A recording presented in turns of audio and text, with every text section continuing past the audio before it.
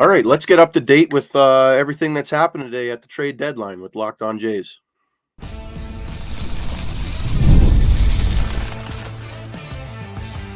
You are Locked On Blue Jays, your daily Toronto Blue Jays podcast. Part of the Locked On Podcast Network, your team every day. All right, I'm Dallin Wilton. You can find me on Twitter at Dallin Wilton. Make sure to subscribe if you're new. And if you haven't, make sure you hit those notification bell too, so that we're at the top of your page here. I'm just filling in for a little bit for my buddies Braden and Carter. Carter might join me in a bit here, but let's go over some things. So Jays made a couple trades today, some surprising ones, some not surprising ones. So let's go over it. So we'll start with Trevor Richards gets traded to the Minnesota Twins for utility man Jay Harry. Hey Raymond, this was not. It was a surprise, but it wasn't. I mean, Trevor Richards hasn't been pitching that well lately, so his value did decrease over time. Jay Harry, he's played high or A ball this season. He's hit 214, 8 home runs, and he wasn't ranked on the pipeline, top 30 prospects. But, it's just maybe one of those guys that I guess the Jays are hoping to pan out. You knew you weren't going to get a lot from a bullpen arm, especially Trevor Richards, the way he's pitched lately. So, you can't really expect much more from the return. If he was on par with how he was doing earlier in the year before he's been blowing up lately, maybe you would have got a higher ranked prospect, but he can be really good in a bullpen for a contender like the Twins. I mean, we've seen how good he can pitch when he's on, and it sucks that he can keep it going with us for sure, but I mean, we're getting something out of it. So, that's all we can ask for. I'm just going to read some comments as we go here and try and answer them for you. Would have liked to see a Chad Green trade. Feel like he would have gotten a lot back. Yeah, I mean, Chad Green's definitely got more of that value.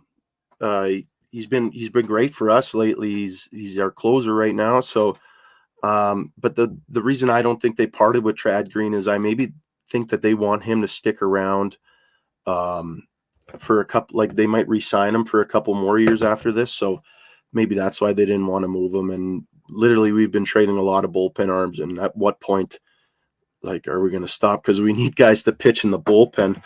I'll just go over a couple roster moves too that were made as well. So infielder Luis De Los Santos selected to the Major League roster and will be active for tonight's game. Yariel was recalled from AAA. And Jake Bloss was optioned to AAA as well, the guy we just got from the Astros. Going over some other stuff as well. Joey Loperfido has reported to the Major League team and will be active tonight. So that's going to be interesting to see Joey Loperfido in a Blue Jays uniform. Watching the Astros series, he played in one of those. I think he hit a home run against us too. But he's a really promising prospect for us. I really like the return from that Yusei Kikuchi deal. And it'll be interesting to see if he gets into the ball game tonight and see how he does. Let's go over a few more trades here. Or let's answer a comment, sure. I don't know why they didn't trade Chad Green. He had more value than Richards. Loperfido's starting tomorrow night. Okay, he's starting tomorrow night. Yeah, he's probably just got to get accustomed to Toronto. He probably just got off the plane or something like that. So, he could be a pinch runner, pinch hit guy tonight, though. You never know.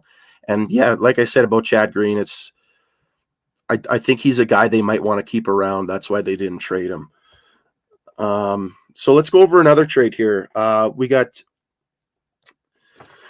Isaiah Kiner-Falefa is going to the Pirates for Charles McAdoo, third baseman. He is the 29th rated prospect on the Pirates system. For me, this one was a surprise, given the return and just the deal in general. I mean, IKF has been great for us. I've loved IKF, so I know Braden and Carter have also enjoyed IKF. And he's still got another year at 7.5 on his contract. So, I was a guy he was a guy that I thought they'd let stick around. And especially the way he's been playing this year, the return we got is, in my opinion, a bit undervalued. Do I think he would have stayed with the Jays longer than 2 years? Maybe not, but like we've talked about on the pod before, if he, like, this is a guy who can really help you out the way he's been playing this year. And if he keeps that consistency, then that's going to be a guy you want on your team. We've seen a lot of hitting prospects being acquired by the Jays. I think they lack a bit in that in their prospect pool. I mean, we do have guys brought up from Buffalo that have played for the Jays this season who have done not bad. They've done pretty good. Not a lot of pitching prospects being acquired, though. And obviously it sucks to see Ricky Tiedemann go down like that, but I mean, we did get Jake Bloss, and that's going to be a really big hit for our pitching staff going down the road. Let me just read another comment here. They gave Kiermaier a chance to chase a World Series ring before he retires. So happy for him. Yeah, so I guess I'll just jump right into that trade as well. Kevin Kiermaier goes to the Dodgers for pitcher Ryan Yarbrough. This move makes sense to me because, like we saw, Kiermaier got put on waivers not too long ago by the Jays and ended up sticking around for a bit.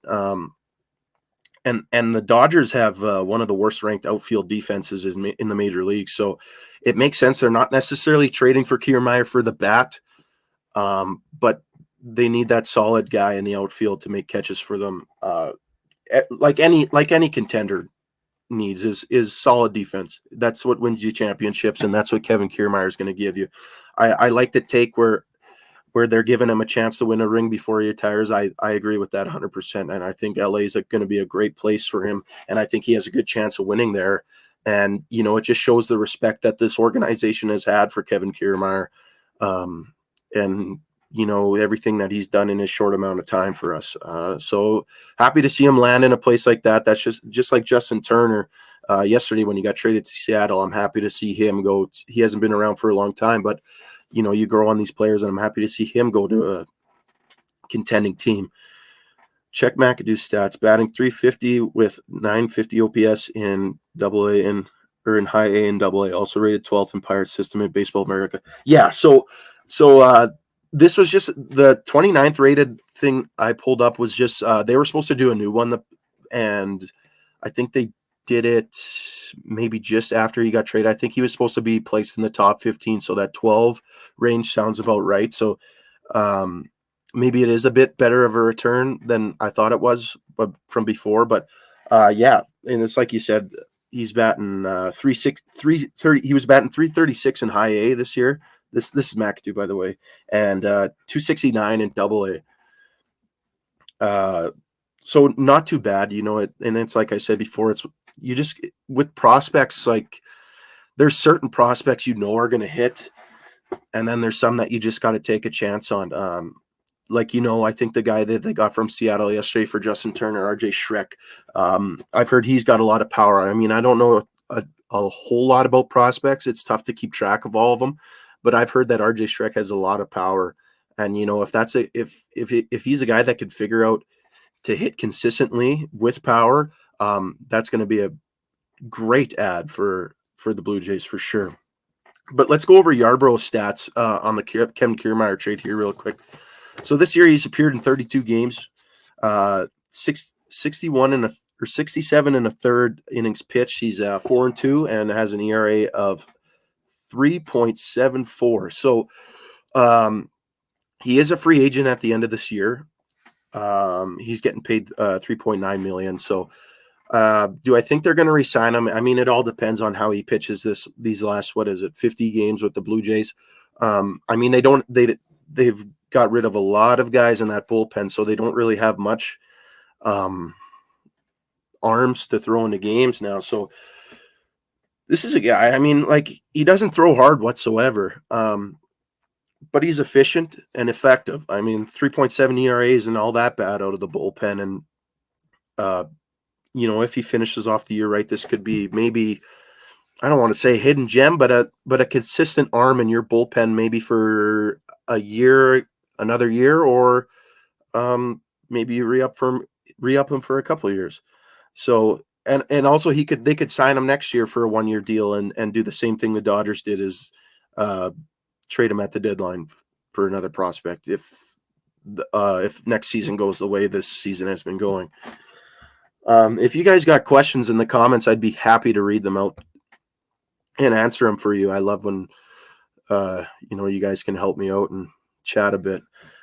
But I'll just go back to Joey Loperfido. I'm happy to see him join the ball club today, and I'm really excited to see what he has to offer. It's like I said, I've watched him play for the Astros this year.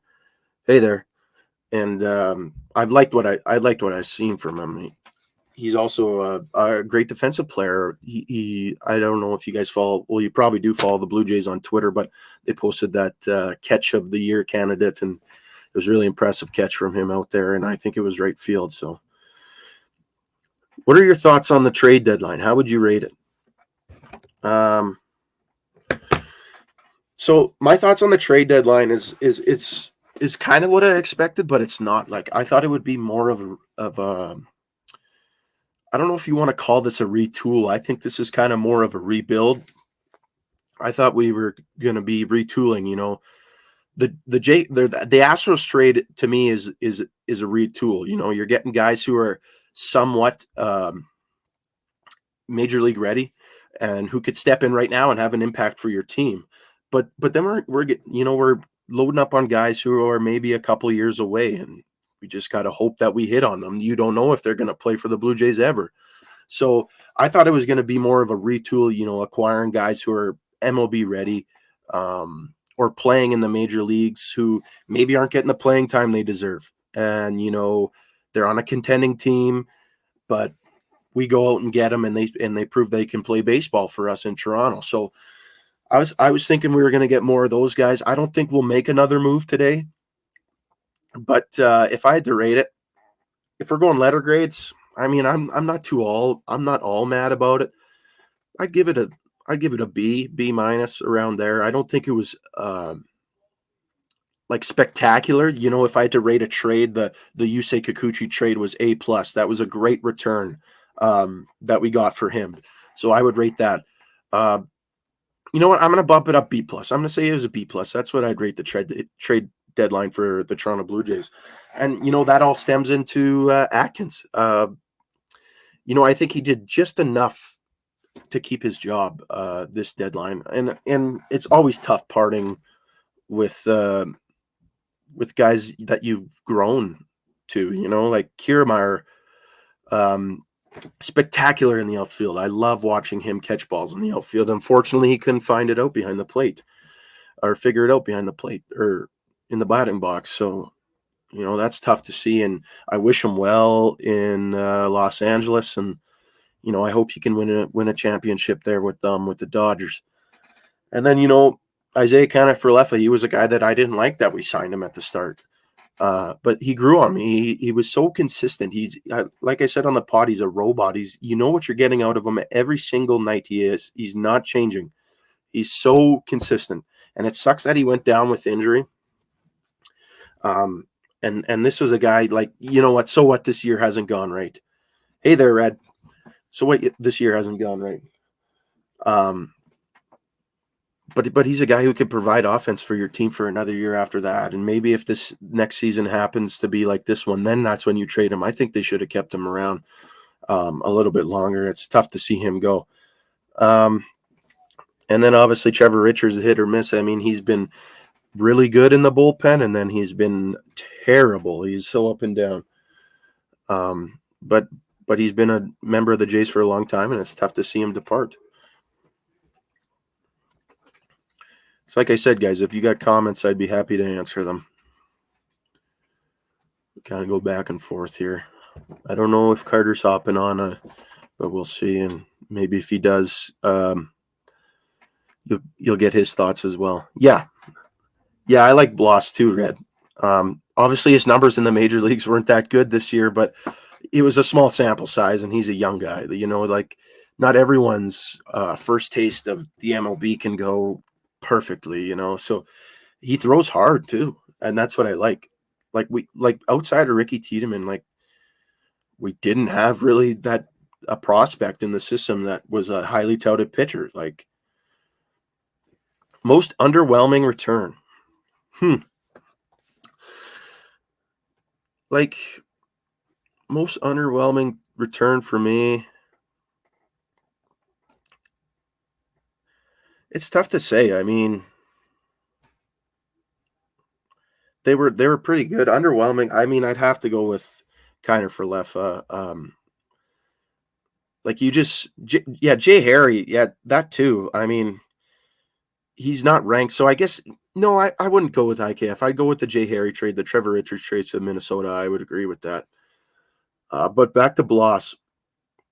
You think he was an incredible return? Yeah, like I said, I don't know too much about prospects, but I've seen some stuff on him before, actually. I play a lot of MLB The Show, so I've seen some stuff on him. I don't think he was like very good when he started, but now he's kind of turning it around. So maybe that's where I'm caught off guard here. Sorry, guys. But just read back to the Bloss thing. Outside of Tiedemann, we didn't really have a prospect that we could rely on. And I mean, he's gone down with Tommy John now. So, you had Chad Dallas and Mako in the minor leagues, but this is a guy that we can look forward to and really get excited about, I think. Let me just read this one from Antonio here. You say trade alone gives us a plus. We got more from him than the Flaherty trade. Every other player is below replacement level outside of IKF. This season we did excellent in terms of what we received. Yeah, and I agree with you, but like I said, just my opinion, I thought it would have been a more of a retooled, getting guys who are ready to step in now or the next year, not getting guys that we got to wait a long time for. Because it just stems like, if we're not good for the next 3-4 years, are Vlad and Bo really going to want to stay around? Those guys are going to want to win baseball games. Every good player in the MLB wants to win baseball games. They don't want to be on a terrible team. So we got to do something to turn this team around now, in my opinion, so that we can get our star players to stick around. Is Jay Harry good? I mean, I wouldn't have my hopes up too much about Jay Harry. I'll just read a stat line again. This is what I could be wrong, but this is what I saw in A baseball this year. He's batting .214 with 8 home runs. And he wasn't ranked on the pipeline. So I don't think he's that good. I think it's just kind of a get rid of Trevor Richards kind of thing. It'd be nice maybe if he panned out. That'd be awesome to see, but I don't know if that'll happen for Jay Harry.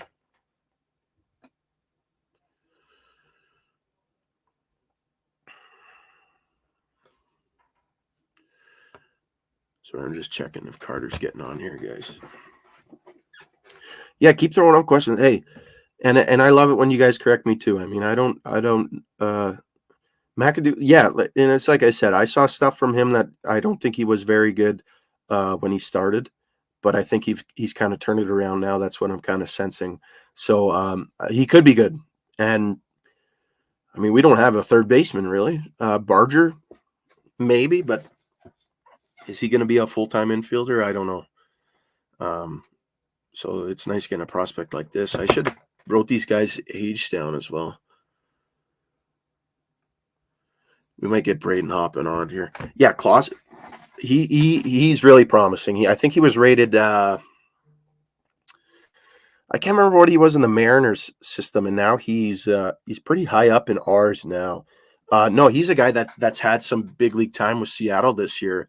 I think he only batted 194, but it's like I said, not everyone when they first step in the big league, like it's a big difference stepping into the MLB from AAA, So not everyone's going to find success right away, and it takes some time. And I think that's just the case with Klaus. I think we'll see, or Klaus, however you say it, I think it's Klaus.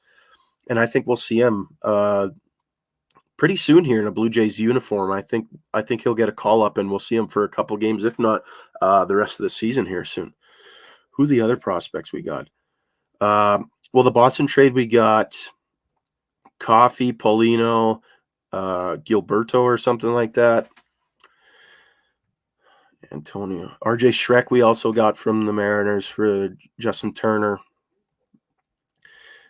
I mean, when you look at the quality of players we traded, I feel we can get the same, if not better, production from our younger players that finally get a chance to show what they do. Yeah, Antonio, Antonio, I agree. 100. Coffey, I think, was rated somewhere in the 30th for prospect rankings in the Red Sox system. So he could pan out, he could not. But back to you. No, I love that we're going younger. I mean, these guys have proven that they can play. I mean, uh, Ernie Clement isn't young. I think he's 27 now. But playing him every day, I have had no problems playing Ernie Clement every day. He's looked great at the dish. So he's not going to, like, he had a walk-off hit the other day. I love to see that from Ernie Clement. He was a guy that's definitely deserved more playing time than he got before. And now with Bo Bichette out and Isaiah Kiner-Falefa was out before he got traded, he was getting that regular playing time there on the left side of the infield. So that's a guy that maybe, he is 27, but he could have a lot of promise still. And I think he's trying to earn a everyday spot.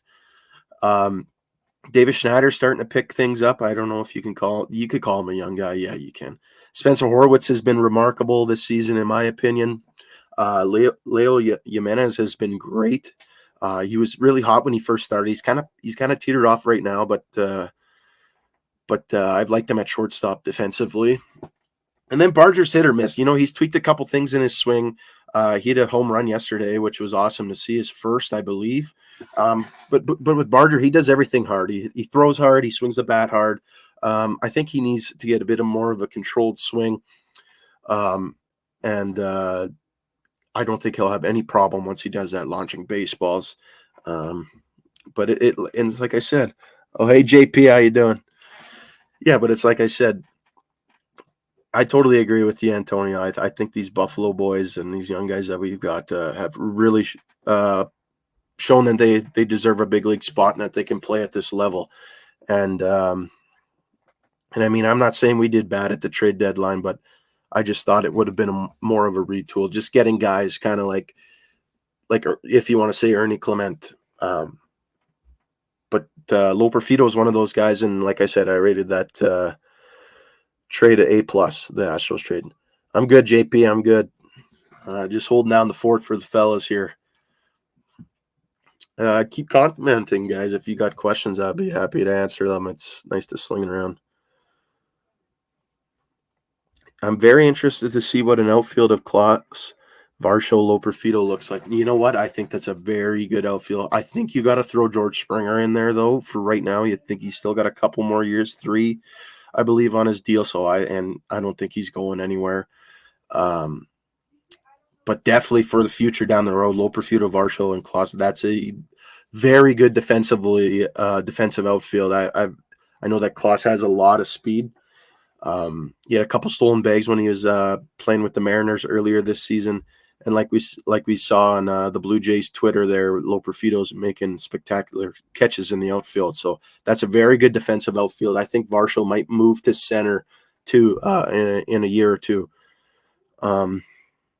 What did you think about not trading Vlad? He wouldn't net us an absolute haul. Yeah, no, I totally agree with not trading. I totally agree with not trading Vladdy. I mean, he's your face of your franchise, and you don't want him going anywhere.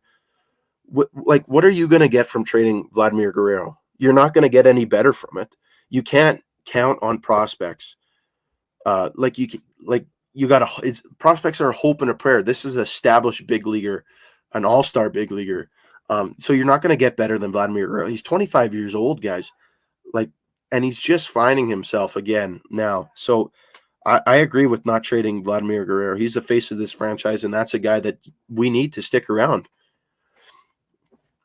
Centeno, you have to realize that these guys may look good right now, but once pitchers start to figure them out, they will start struggling. Look at Schneider. Yeah, 100%. I think that goes in 100%, Justin. I think that goes into Vladdy Guerrero too. Like, what is it? I think it was 48. Oh, here's Braden. There we go. Sorry if I'm a little bit loud here. Just trying to turn down the mic volume. All right. So thanks, Dal, for hopping in there. Sorry, I didn't mean to cut you off. But I found a couple seconds here at work where I could slip in. And yeah, we wanted to get a live out to you. Dal was on standby, ready to go for the Locked On Blue Jays boys. Sorry, Dal. Am I too loud? Do you mind? How's the volume? No, you're good. You're good. Okay. So I saw you guys sort of went over some of the trades here, you and a bit of the chat. And honestly, I mean, today was a weird day for the trade deadline, I think, right? We we saw a lot and a whole lot of nothing, if that's what you want to call it. I mean, the Trevor Richards trade, Dow went over it. I heard what he was talking about. To me, that's a nothing burger, Dal. Did you sort of feel the same way? Yeah, I said it's really just to get rid of Trevor Richards. Yeah, it's agree just too. throwing a name in a place just so you can get rid of him. Yeah, absolutely. The IKF trade, I heard you talking about this. I'm a fan of this guy. It seems like the Pirates fans didn't want to give him up, and it's hard to judge prospects and different guys coming up through the system.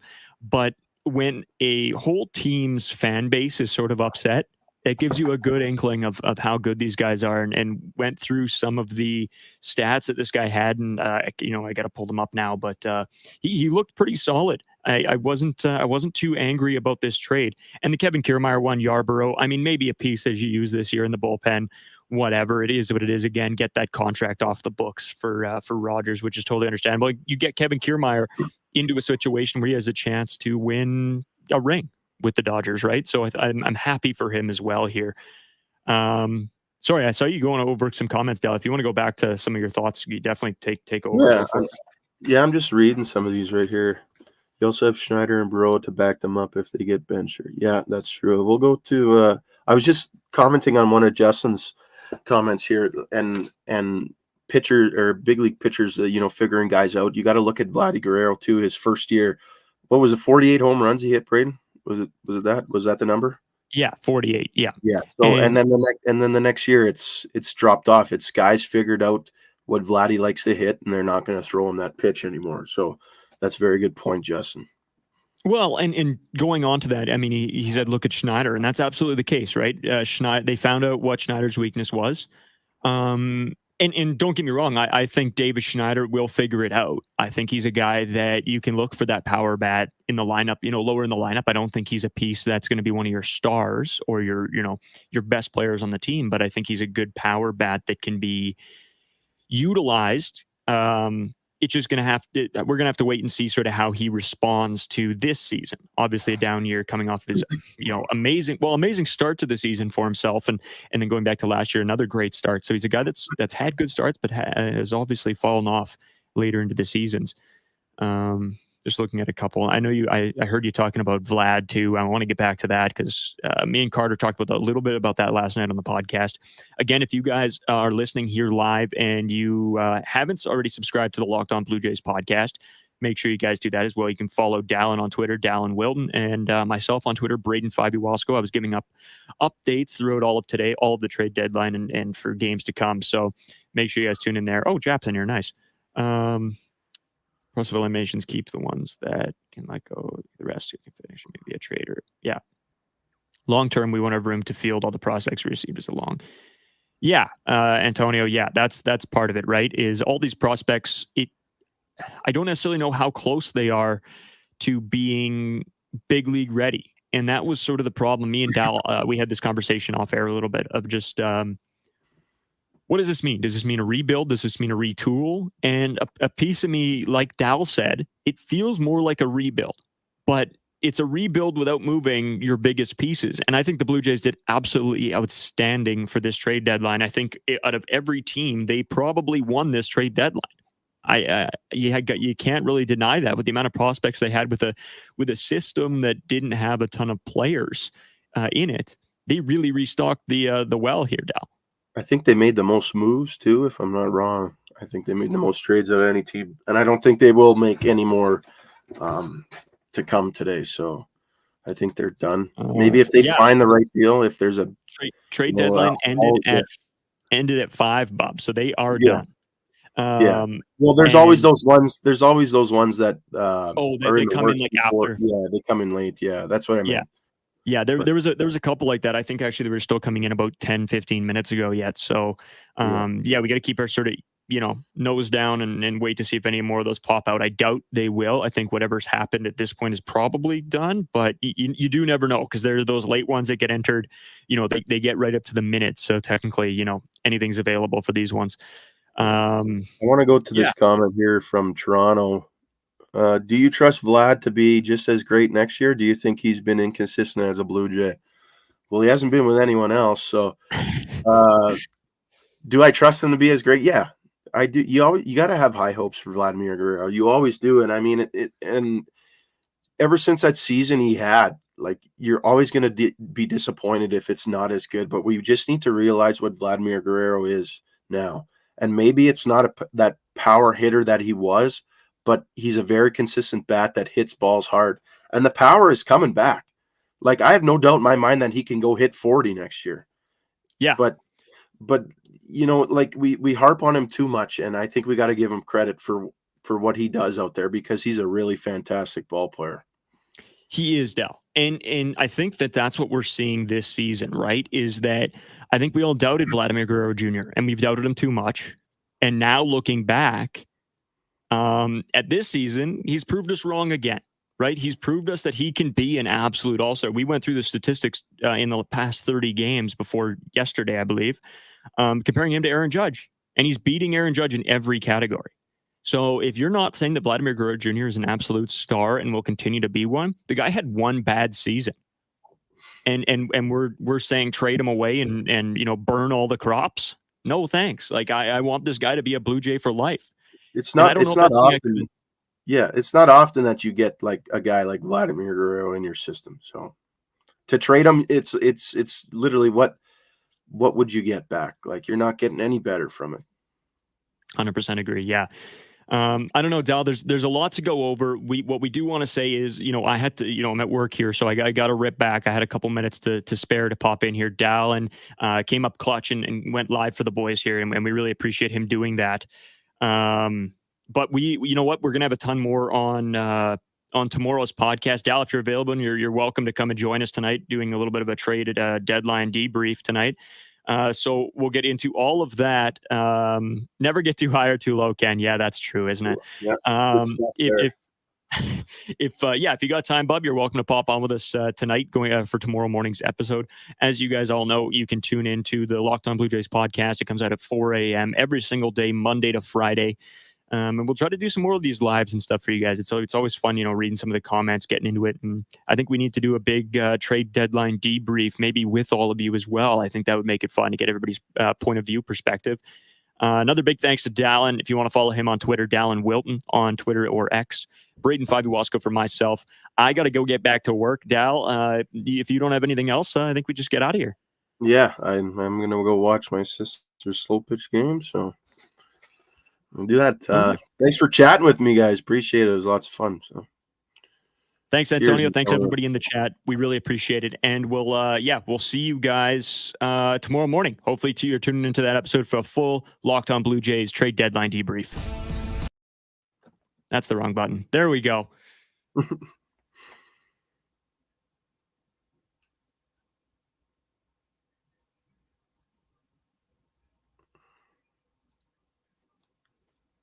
All right. Oh, we're still live.